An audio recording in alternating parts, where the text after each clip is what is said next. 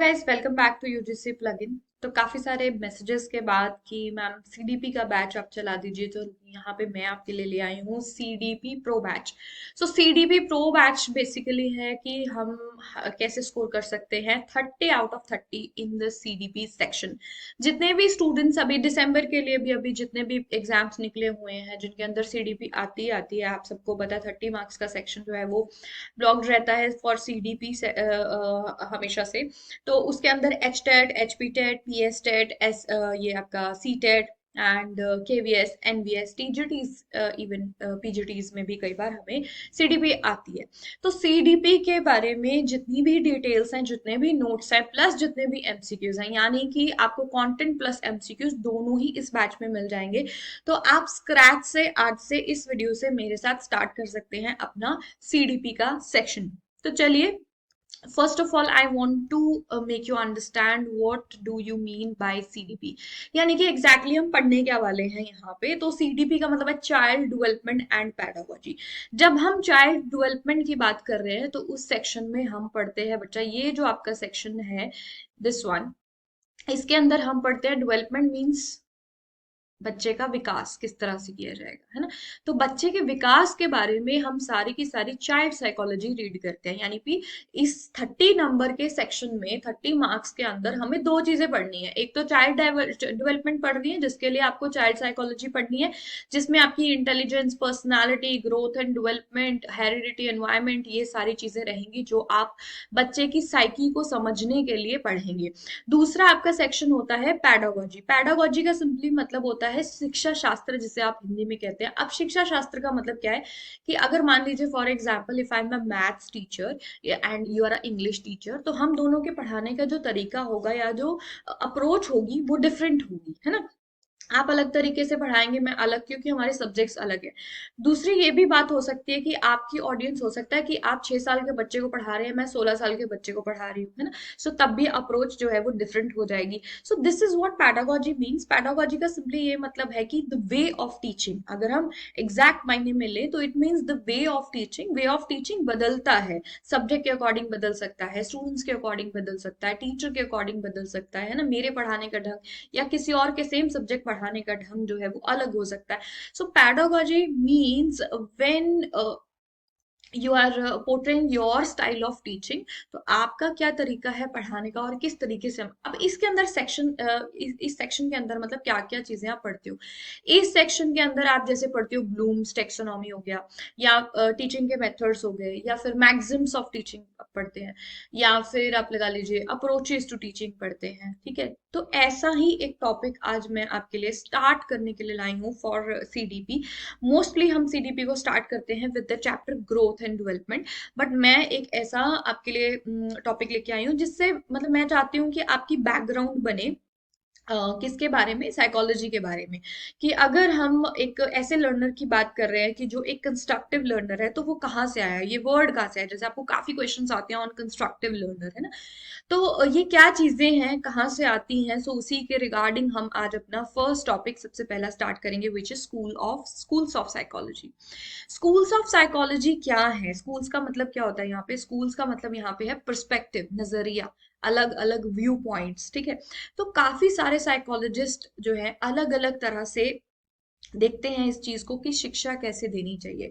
यानी एक स्टूडेंट को क्लास में अगर एक स्टूडेंट बैठा है तो मुझे एज अ टीचर उसको क्या परसीव करना है, ठीक है। उसको एक ब्लैंक स्लेट परसीव करना है, या फिर उसको उसका खुद की सोच है ये परसीव करना है, या फिर उसको सिर्फ कॉपी पेस्ट कराना है। तो क्या चीजें, हम कैसा स्टूडेंट्स, कैसे स्कूल, कैसे टीचर्स, कैसी स्टडीज, ये सारी चीजें जब हम साइकोलॉजी के माध्यम से देखने की कोशिश करते हैं, वही आपका यहाँ पे ये टॉपिक है, schools of psychology.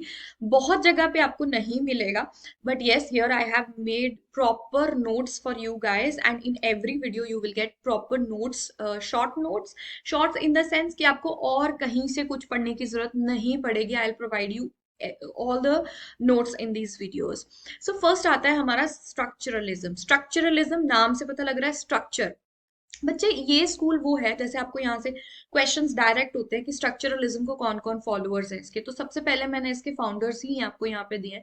Wilhelm wound, जो इसके फाउंडर हैं, लेटर ऑन इसे एडवर्ड टिचनर ने इसको ज्यादा एडवांस किया था और उन्होंने ही इसके मतलब रिसर्च वर्क इसका कैरी फॉरवर्ड किया। लेकिन वेलम वुड ने ये कहा कि एक इंसान के माइंड का जो स्ट्रक्चर है, जो ढांचा है, जिस तरीके से वो स्ट्रक्चर होगा वैसा ही उसका इंटेलिजेंस, वैसी ही उसकी माइंड, वैसी ही उसकी साइकी होगी।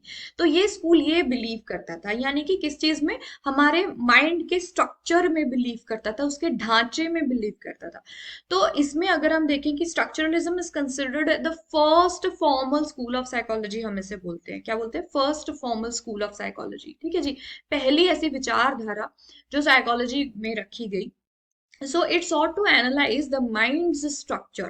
ठीक है, यानी कि दिमाग का जो स्ट्रक्चर है, by breaking down mental processes into basic concepts, यानी हम छोटे छोटे कॉन्सेप्ट्स के अंदर उसको फिट कर लेते हैं, एंड वो कैसा स्ट्रक्चर बनता है उसके ऊपर ये स्कूल जो है वो बेस्ड है।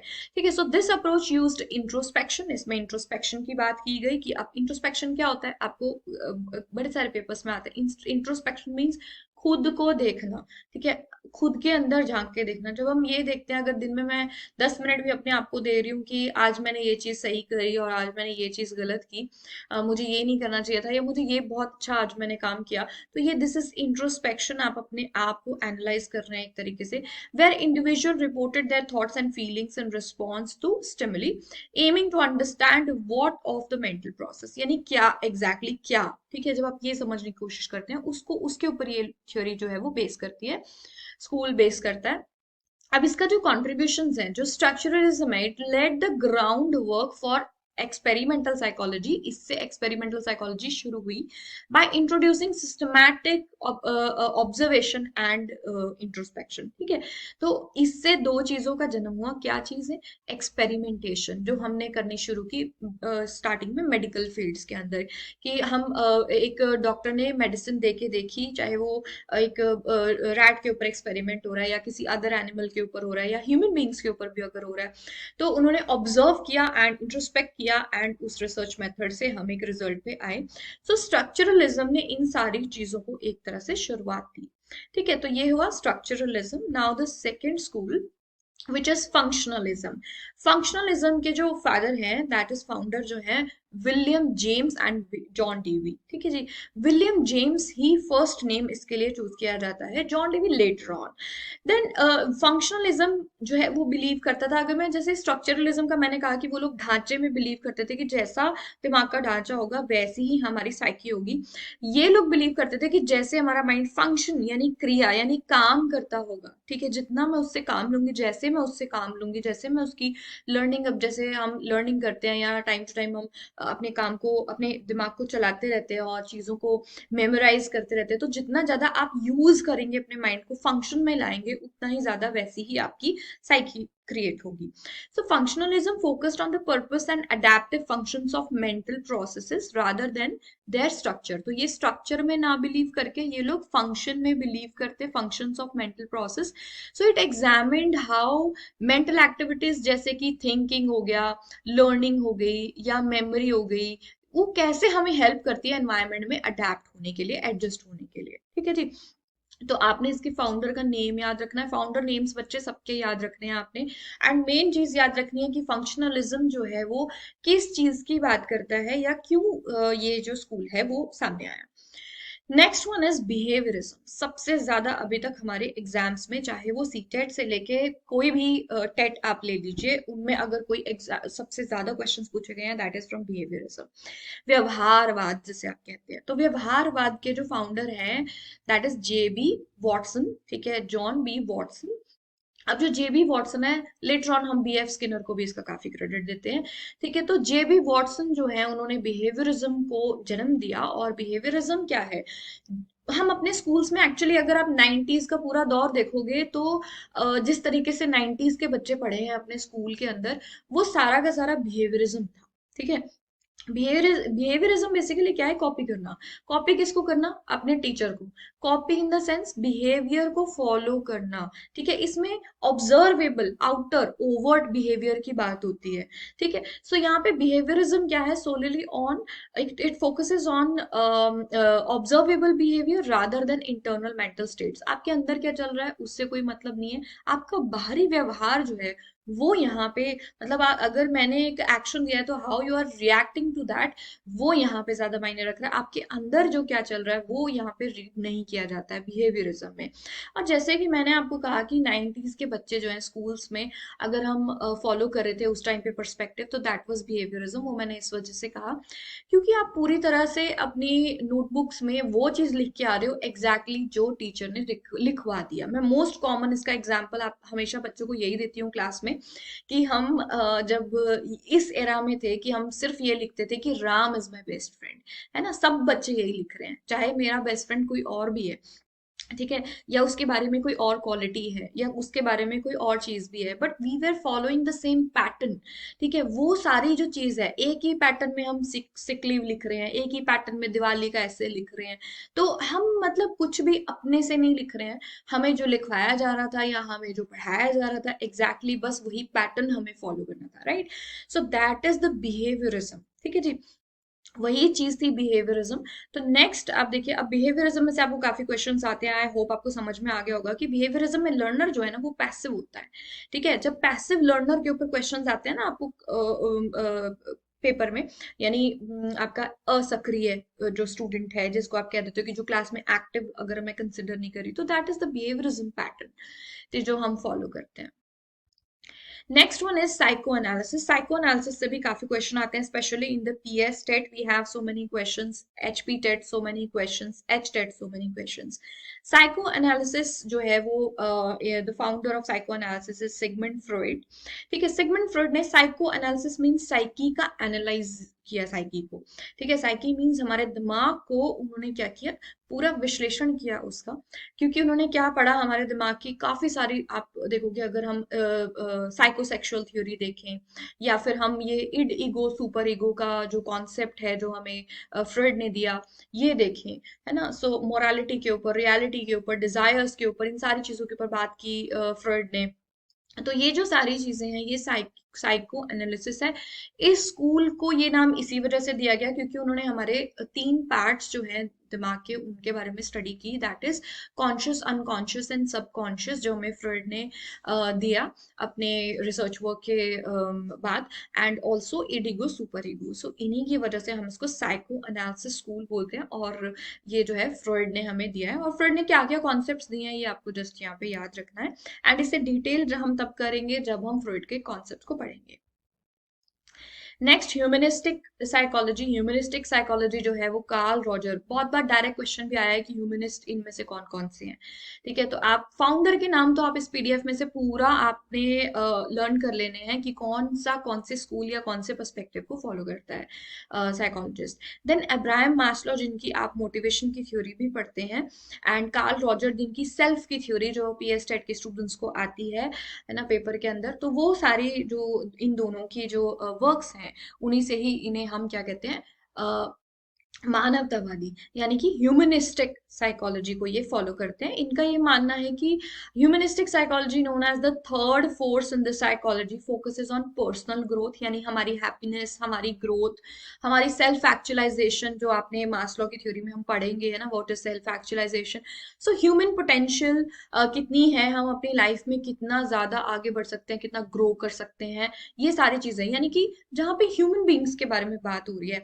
बाकी हम स्टिमुलस रिस्पॉन्स, ये लोग इन चीजों के बारे में बात नहीं करते हैं। ये लोग बात करते हैं कि मैं अगर ये लाइफ जी रही हूँ, so what is the purpose of that life and how I can make it more happy, है ना, हैप्पियर कैसे हो सकती हूँ और ज्यादा अपनी लाइफ में ग्रो कैसे कर सकती हूँ। तो ये सारी चीजों की बात जो करते हैं वो है ह्यूमनिस्टिक साइकोलॉजिस्ट। ठीक है जी।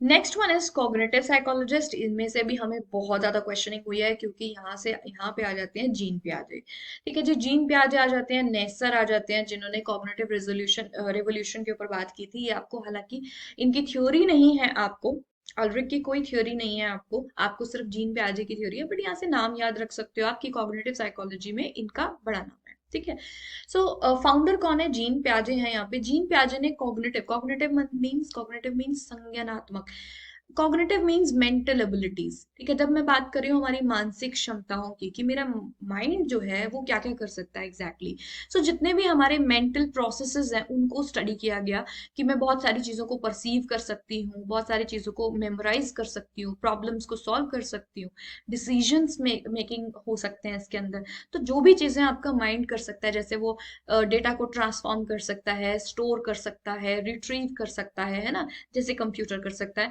सेम वैसे आपका माइंड काम कर सकता है। तो वो सारे काम जो है वो सारे किस में आते हैं, मेंटल एबिलिटीज, जिसे हमने क्या नाम दिया है, कॉग्निटिव साइकोलॉजी, ठीक है जी। तो इसके अंदर ये सारी चीजें होती हैं।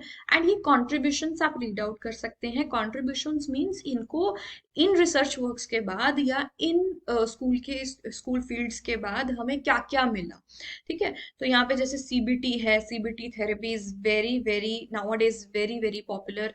तो बहुत ज्यादा आपको गाइडेंस एंड काउंसलिंग में से अगर कभी क्वेश्चन आए तो सीबीटी जरूर आपसे पूछा जा सकता है। आर्टिफिशियल इंटेलिजेंस अभी जो हम आजकल देख रहे हैं, चैट जीपीटी वगैरह, वो सारी आपकी कॉग्निटिव साइकोलॉजी की देन है, ठीक है। तो काफी सारी चीजें हमें इस फील्ड से मिली हैं। Next, gestalt psychologist. गेस्टॉल्ट, इन पे भी डायरेक्ट क्वेश्चन काफी एग्जाम्स में मैं देख चुकी हूँ ऑलरेडी कि इनमें से कौन सा एक गेस्टॉल्ट साइकोलॉजिस्ट नहीं है। तो ये तीन जो है वो काफी फेमस गेस्टॉल्ट साइकोलॉजिस्ट हैं, विच इज मैक्स वर्दिमर, जो इनके फादर माने जाते हैं गेस्टॉल्ट साइकोलॉजी के। Then Kohler and Koffka, Kurt Koffka. तो कोफका की थ्योरी तो आपको नहीं है, बट कोहलर की theory you have, and Wertheimer के बारे में जस्ट गेस्टॉल्ट साइकोलॉजी के रिलेटेड पूछा जाता है।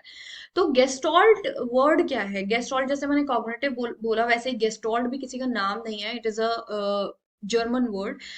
तो इस वर्ड का सिंपल सा मीनिंग है कंप्लीट, होल, WHOLE वाला, होल, जिसे हम होलिस्टिक कह रहे हैं, है ना।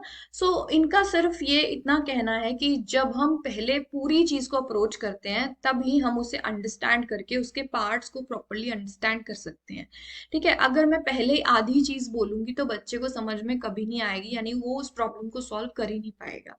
जब मैं पहले पूरी चीज बच्चे को समझा दूंगी देन वो उसके पार्ट्स को समझ पाएगा। तो यही मीनिंग गेस्टॉल्ट साइकोलॉजी का है। ज्यादा डिटेल हम इसकी तब करेंगे जब हम कोहलर की थ्योरी पढ़ेंगे या फिर गेस्टॉल्ट साइकोलॉजी की थ्योरीज पढ़ेंगे, ठीक है। यहाँ से आपको ये पता चलता है कि इन्होंने बेसिकली अपना क्या आइडिया दिया था।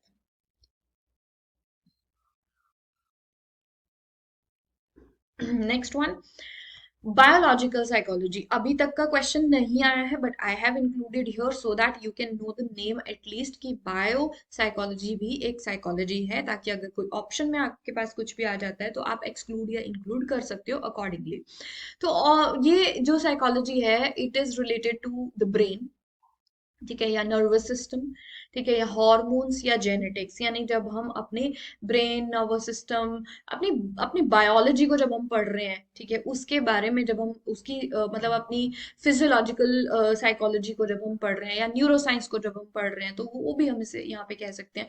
तो that is the biological psychology, ठीक है। It suggest that mental process and behaviours can be explained by understanding physical and biochemical processes. जैसे हम बहुत बार कह देते हैं कि हमारे जो हॉर्मोन्स हैं वही हमारे मूड स्विंग्स को जो है ड्राइव करता है एक तरह से, कि अगर आज मेरे हार्मोनल इम्बैलेंस है या किसी तरीके से अलग हार्मोन सिक्रीट हो रहे हैं तो मेरा अलग तरीके का मूड होगा, हो सकता है मैं चिड़चिड़ी हूँ, हो सकता है मैं हैप्पी मूड में हूँ, है ना। ये सारी चीजें जब हम रिलेट करते हैं अपने माइंड से, अपने हॉर्मोन्स को, अपने जेनेटिक्स को, अपने नर्वस सिस्टम को, इन चीजों को, so that is the biological psychology. Next one, evolutionary psychology. इसके अंदर हम इवोल्यूशन को जिन्होंने स्टडी किया, चार्ल्स डार्विन, इनकी थ्योरी आती है। एंड इवोल्यूशनरी साइकोलॉजी ये कहती है कि ह्यूमन बिहेवियर और उसकी जो ट्रेट्स हैं, ठीक है, वो एक नेचुरल सिलेक्शन है। यानी कि जैसे चार्ल्स डार्विन ने कहा था कि मतलब उन्होंने इवोल्यूशन को कहा कि इट इज नेचुरल, वो होगा ही, है ना। कल हम जहाँ पे थे हम ग्रो करेंगे, धीरे धीरे डेवलप करेंगे, तो उसी तरीके से यहाँ पे भी इवोल्यूशन होगा एंड धीरे धीरे हर चीज चेंज में आएगी, और उसी तरीके से हमारी जो अडेप्टेशंस हैं वो होती चली जाएंगी for the nature and for the other things also. जैसे हमारा एग्रेशन हो गया, या कोई सिलेक्शन हो गई, या कोई अदर ट्रेट हमारे बिहेवियर में, एल्ट्रिज्म हो गया, या सोशल डायनेमिक्स, हमारे जो पहले कैसा था सोशल डायनामिक और आज देखो कैसा है ना, कितना बदलाव है, चाहे आप क्लास वाइज देख लो, चाहे आप किसी अदरवाइज देख लो, तो वो सारी चीजें इसके अंदर आ जाती हैं, ठीक है जी। So this is the evolutionary psychology. Last one which is developmental psychology. Developmental को भी जीन पियाजे, लेव वाइगोस्की एंड एरिक एरिक्सन, बहुत ही इंपॉर्टेंट है। तीनों की थ्योरीज आपके पेपर में आती हैं और यही इनकी मतलब ये फाउंडर नहीं है इनके, इन्होंने एक्चुअली लॉन्गिट्यूडनल रिसर्चेस की थी, डेवलपमेंटल रिसर्चेस की थी। लॉन्गिट्यूडनल सिर्फ जीन पियाजे ने की थी, बट इन्होंने डेवलपमेंट के ऊपर रिसर्च की थी। इस वजह से हम डेवलपमेंटल साइकोलॉजी अलग से एक फील्ड लेते हैं। डेवलपमेंटल में हम सिर्फ बच्चे का विकास पढ़ रहे हैं, चाहे वो फिजिकल हो, कॉग्निटिव हो सकता है, सोशल हो सकता है। ठीक है, तो इन तीनों ने ही जैसे इस चीज को पढ़ा है कि सामाजिक विकास बच्चे का, संज्ञानात्मक विकास, शारीरिक विकास, तो इन सारी चीजों के रिगार्डिंग हम इसको लेते हैं डेवलपमेंटल साइकोलॉजी को। ठीक है, इसमें बच्चे का कि अगर मैं बचपन में थी तो मेरी किस तरीके की साइकी थी, बड़ी हुई तो किस तरीके की चीजें हुई। Next one, not the that was not the last one. This one, social psychology. Social psychology में आपको कर्ट लेविन की थ्योरी है, सीटेट में कई बार आया है कर्ट लेविन से question.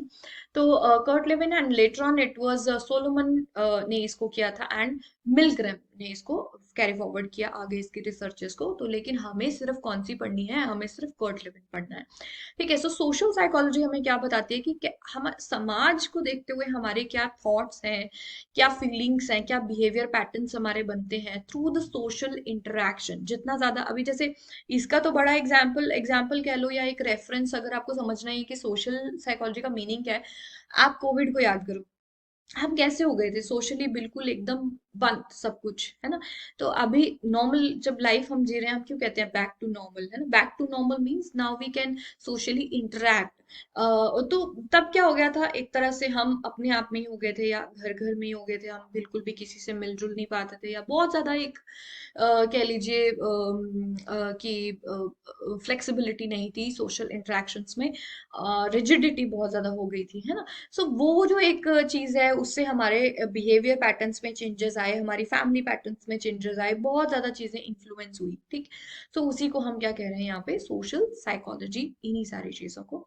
Next one, positive psychology. Positive psychology में से भी अभी तक हमें कोई थ्योरी नहीं है, बट पॉजिटिव साइकोलॉजी के फाउंडर कौन कौन है, मार्टिन है एंड महले हैं। तो इनके नेम्स आप फर्स्ट नेम्स याद कर सकते हैं, if you are not able to, like I am not even able to pronounce the last name of Mahler. ठीक है, तो आप इनको लर्न कर सकते हैं। एंड जो पॉजिटिव साइकोलॉजी है, इट इज ऑल अबाउट कि अगर मैं एक ट्रॉमा में चली गई हूँ, या मैं एक डिप्रेशन में चली गई हूँ, या फिर मैं कोई ऐसा स्ट्रेस में चली गई हूँ, तो the come back that we make उसमें से निकलने के लिए, तो that is the positive psychology, जिसको हम जैसे हम रेजिलियंस हो गया, पॉजिटिव एटीट्यूड, ग्रैटिट्यूड पे करना, हैप्पीनेस पे काम करना, फुलफिलमेंट फील करना, वेल बीइंग के ऊपर काम करना, ये सारी वो चीजें हैं जिनमें मैं एक जैसे मैंने कहा कि अगर एक ट्रॉमा हुआ है या कोई ऐसी चीज हुई है, उससे हम कैसे कम बैक करते हैं, जैसे हम सबने कोविड से कैसे कम बैक किया है ना। So that is the positive psychology. ठीक है, तो ये इसके फाउंडर्स हैं। सो इन टुडेज क्लास आपने ये समझा कि हम जब साइकोलॉजी की बात कर रहे हैं या जब हम लर्नर की बात कर रहे हैं, तो हम किस किस तरह के लर्नर को पढ़ेंगे, किस किस तरह की साइकोलॉजी के से हम जो है थ्योरीज पढ़ेंगे। तो जैसे स्ट्रक्चरलिज्म है, फंक्शनलिज्म है, उसके फाउंडर्स हैं, आपको सिंपली वो लर्न कर लेने की कौन से किसका फाउंडर है और कौन सा स्कूल या कौन सा पर्सपेक्टिव साइकोलॉजी में क्या मायने रखता है, यानी हमें किससे ज्यादा क्वेश्चंस आ रहे हैं। अगर मैं सारे स्कूल्स की बात करूं, तो आपके एग्जाम्स के अंदर सबसे ज्यादा जो क्वेश्चंस है वो कॉग्निटिव स्कूल एंड बिहेवियरिज्म से आ रहे हैं। ठीक है, तो उसी में से ही हमें सबसे ज्यादा साइकोलॉजिस्ट हैं, उन्हीं की हमें सबसे ज्यादा थ्योरीज पढ़नी है। थर्ड नंबर पे अगर मैं कहूँ तो सोशल साइकोलॉजी में से आपको काफी ज्यादा क्वेश्चंस आते हैं। ठीक है, जिसमें से कि लगा लीजिए एरिक एरिक्सन में अगर पूछ लिया, या फिर आपको लेव वाइगोत्स्की है, हालांकि वो डेवलपमेंट के भी हैं, but he has given socio cultural, तो वहां से आ जाता है। कर्ट लेविन से हमें क्वेश्चंस आ रहे हैं, तो वो सारे हमें क्वेश्चंस जो है वो थ्योरीज से करने हैं। सो नेक्स्ट वीडियो के लिए आप कमेंट्स भी कर सकते हैं, आपको कौन कौन सी चीजें और साइकोलॉजी में पढ़नी है, जो आपको जिसके प्रॉपर आपको एक नोट्स के साथ, क्रिस्प के साथ आपको टॉपिक्स करने हैं, तो आप मुझे कमेंट सेक्शन में जरूर लिखिएगा, तभी मैं उनके ऊपर वीडियोस बना पाऊंगी and I come to know कि आपको और क्या पढ़ना है एग्जैक्टली। बट उसके अलावा सीडीपी प्रो बैच के लिए आप मेरे साथ चलते रहिए और अपनी सीडीपी को before your exam with MCQs, MCQs practice भी हम करेंगे डेफिनेटली। सो विद एमसीक्यूज आप पूरा प्रैक्टिस कर सकते हैं। So thank you and stay tuned for the next video.